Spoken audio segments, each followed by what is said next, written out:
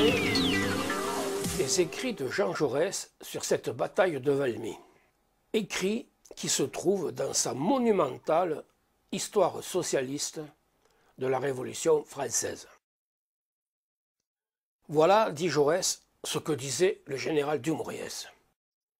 Il fera appel à l'énergie du peuple, aux nombreux ouvriers des manufactures dans la vallée de la Meuse et aux paysans des vallons forestiers. Voilà encore ce qu'il disait.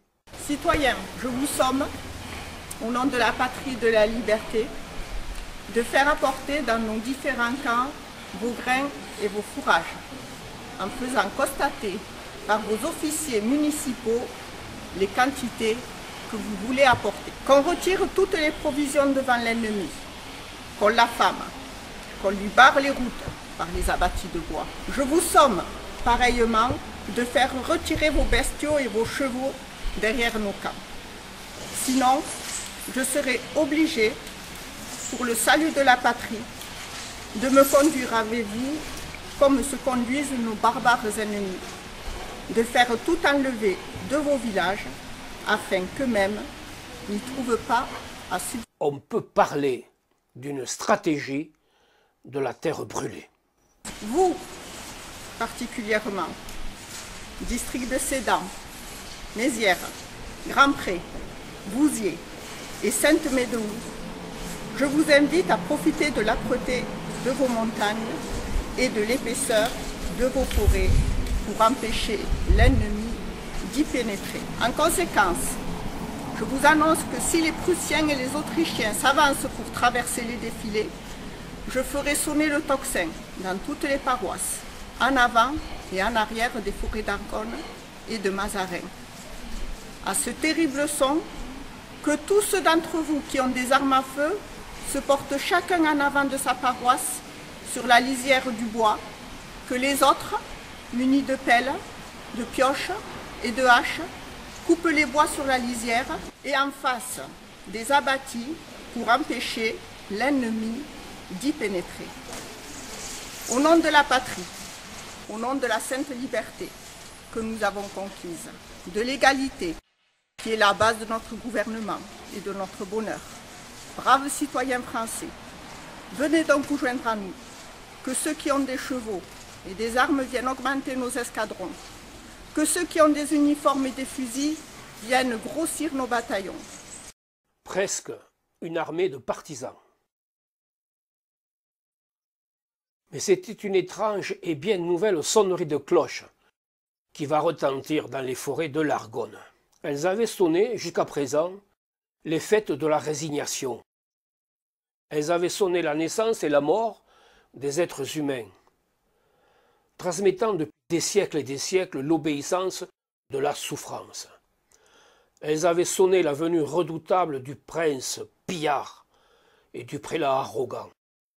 Et maintenant, elles sonnaient au cœur des hommes, au cœur des paysans, au cœur des bûcherons, la grande espérance de la liberté. Et quel trouble pour l'envahisseur!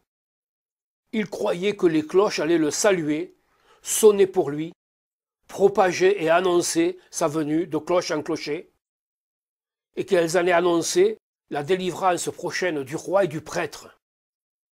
Et au contraire, elles sonnaient contre lui, elles parlaient contre lui. C'était le génie de la Révolution d'associer ainsi à l'action des armées organisées la vaste action éparse du peuple. Pourtant, la victoire n'était pas acquise. Avec ses 16 ou 20 000 hommes, il lui était difficile, malgré son activité, de barrer les 5 défilés de l'Argonne. Il y eut même le 15 à Montchanin une courte panique, mais que Dumouriez, avec ses 16 000 hommes, arrêta à force d'énergie.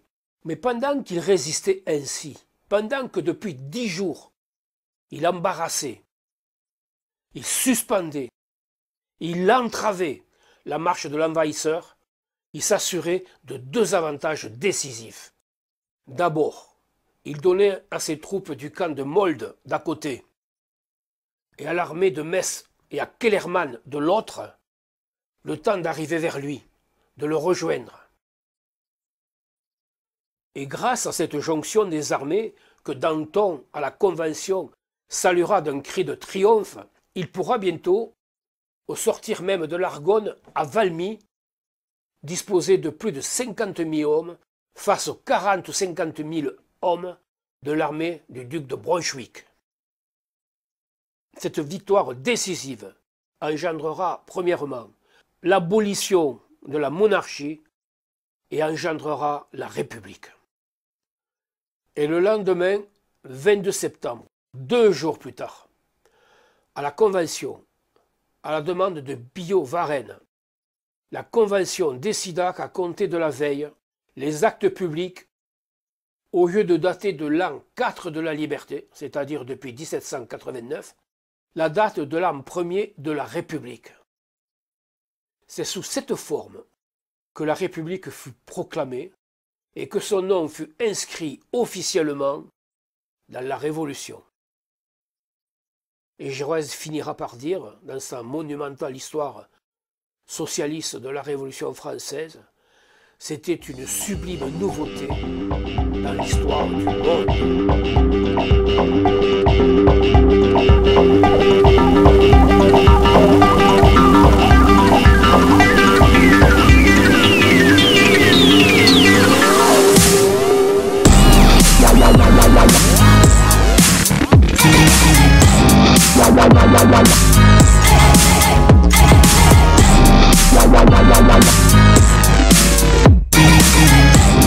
La la la la la.